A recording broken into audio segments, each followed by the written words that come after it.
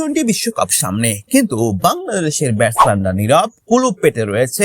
আমরা কোনো রান করব না, রান নেই, ছন্দ নেই, নেই কোনো আত্মবিশ্বাস, হারিয়ে গেছে সবগুলো মাথির গহবিল তহবলে। বলছে ভাই তুমি যতই টাকা দাও, যতই আমাকে ঘষাঘষি করো, আমি ভাই রান করব না। এই রান করলে খুবই সমস্যা। সবচেয়ে জানেন এই ব্যাটসম্যানরা কারা? এরা হচ্ছেন একজন সাইফ হাসান, রয়েছেন তানজিদ হাসান তামিম, বাংলাদেশ ক্যাপ্টেন লিটন কুমার দাস। আপনারা সবাই পড়ে আছেন বিশ্বকাপ কবে খেলবো, বিশ্বকাপ খেলতে যাবো না, কিন্তু বাংলাদেশের টি-20 ব্যাটসম্যানের যে দুশ্চিন্তার কারণ হয়ে দাঁড়িয়েছে, এটাকে আপনারা একবার অ্যানালাইসিস করছেন না? দেখেন, ওপেনার যদি ব্যর্থ হয়, মিডল অর্ডার চুপ থাকে, তাহলে ব্যাটসম্যানটা আসলে কে? আপনি যদি বলেন তাওহিদ হয়, তিনিও তো রান করছেন না। আপনি যদি বলেন নুরুল সোহান, সেও তো রান করছেন না। ভাট শামীম, সে তো একদিন 80+ একটা রান করলো, তারপরে গিয়ে তারা ধারাবাহিকতা ভাই খুঁজে পাওয়া যায় নাই।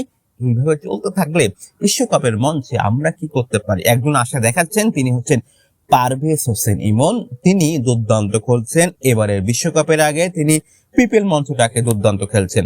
তাহলে বিশ্বকাপের আগে একটা প্রশ্ন আমার কাছে রাখতে চাই, একজন ব্যাটসম্যান দিয়ে কি বিশ্বকাপ জেতা আসলে সম্ভব? বিশ্বকাপের আগে বাংলাদেশের সবচেয়ে চিন্তার, সবচেয়ে দুশ্চিন্তার কারণ হতে পারে ব্যাটিং। আসলেই কি? চলুন অ্যানালাইসিস করি। ভিডিওটা আপনি দেখবেন, কমেন্ট করুন। আপনি কি বাংলাদেশের ফ্যান, বিপিএল কি দেখছেন? অবশ্যই কমেন্ট করতে পারেন। আমি শান্ত অ্যানালাইসিস করতে চলে গেলাম। চলুন একটু ডিস্টিং করতে থাকি। বাংলাদেশ প্রিমিয়ার লিগ বিপিএল, যেটা বাংলাদেশের বিশ্বকাপের আগে সবচেয়ে সেরা প্রস্তুতির মঞ্চ বলতে পারতেন, কিন্তু সবচেয়ে বড় বিষয়, এই বিপিএলে এসে এর আগে যারা পারফর্ম করেছে, এর আগে যারা টি-20তে ভালো পারফর্ম করেছে, তারা এই বিপিএলে এসে সবচেয়ে ধারাবাহিক থাকছেন না। তারা টোটালি ডিসকাস্টিং করে যাচ্ছেন। এখন প্রশ্ন উঠছে, বিপিএল কি আসলে চিন্তা বাড়ালো নাকি বিপিএল প্রস্তুতির জায়গায় বাংলাদেশের মনে অনেকটা প্রশ্ন দিয়ে যাচ্ছে, ভাই কি হবে, কি করব? প্রথমে আসি সাইফ হাসানের কথা। সিলেটের আউটডোরে একা অনুশীলন করছিলেন সাইফ হাসান, আমরা দেখছিলাম গতকালে একটা ভিডিওতে, কিন্তু তিনি কোনো আসলেই খুব বেশি রান পাচ্ছেন না। এই সাইফ হাসানকে নিয়ে আমরা কত চিন্তা করেছিলাম, সাইফ হাসান বাংলাদেশের গর্ব, সাইফ হাসান বাংলাদেশকে অনেক কিছু করাবে। কিন্তু দেখেন, বিপিএলে একমাত্র তিনি সর্বোচ্চ ইনিংস খেলেন 14 বলে 22 রান, লাস্ট ইনিংস খেলেছেন, এক ম্যাচ থেকে ড্রপ করা হয়েছে।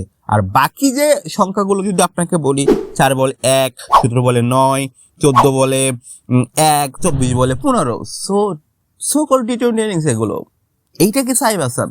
এবং এই সাইফ হাসান ব্যাটিং এ বল লাগাতেই পারছে না ভাই, কেন? সমস্যাটা কোথায়? সমস্যাটা হচ্ছে, একজন সহ অধিনায়ক যদি এমন ডিসফর্মে থাকে, তাহলে ড্রেসিং রুমে আত্মবিশ্বাসটা কোথা থেকে আসবে? এবার আসুন তানজিদ হাসান তামিমের দিকে। তানজিদ হাসান তামিমের কথা যদি বলতে চাই, এই তানজিদ হাসান তামিম গত বছর টি-20তে বাংলাদেশের সবচেয়ে আগ্রাসী ব্যাটসম্যান ছিলেন, ছক্কার রাজা ছিলেন, 55 ছক্কা হাঁকিয়েছেন, সব মিলে বাংলাদেশের সুপারস্টার। টি-20তে ফ্লাইং স্টার দেওয়া তার কাজ, কিন্তু এবারে বিপিএলে রান করছেন কি জানেন? 8 বলে 10, 15 বলে 20, 20 বলে 19, 6 বলে 2, 20 বলে 21, 12 বলে 5।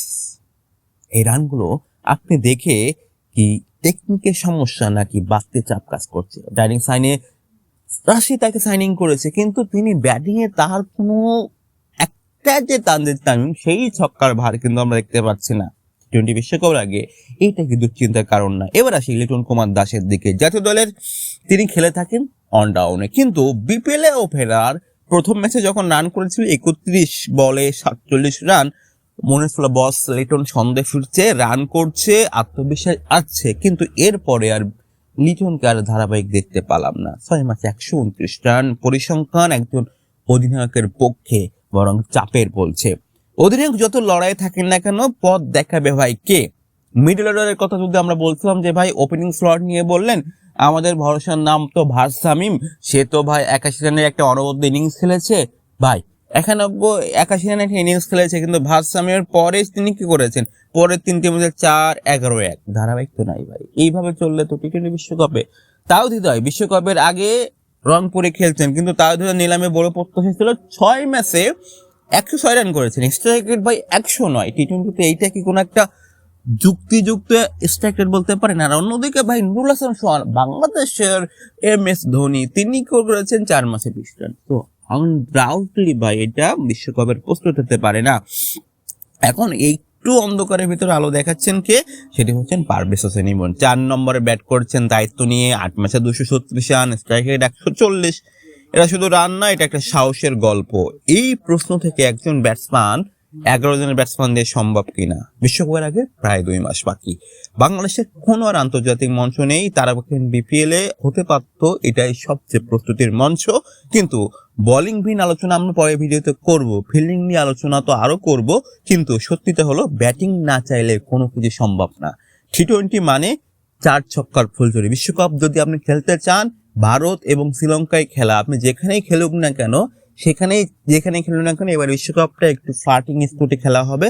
তো আপনার ব্যাটিংটা যদি কথা না বলে, আপনার ব্যাটিংটা যদি দুর্দান্ত খেলা না করে, তাহলে আপনি কতটা বিশ্বকাপে আশাবাদী। প্রতিপক্ষ সত্যিকার অর্থে এই জায়গায় আপনার থেকে গিয়ে থাকবে। তাই বিশ্বকাপের আগে বাংলাদেশের ব্যাটসম্যানরা এখন চিন্তার কারণ। নেক্সট কোনো ভিডিওতে দেখা হবে। আপনি কমেন্ট করতে পারেন যে এই ব্যাটিং দিয়ে বিশ্বকাপ সত্যিই ভালো করা সম্ভব কিনা। শান্ত আজকের মতো বিদায় নিচ্ছি।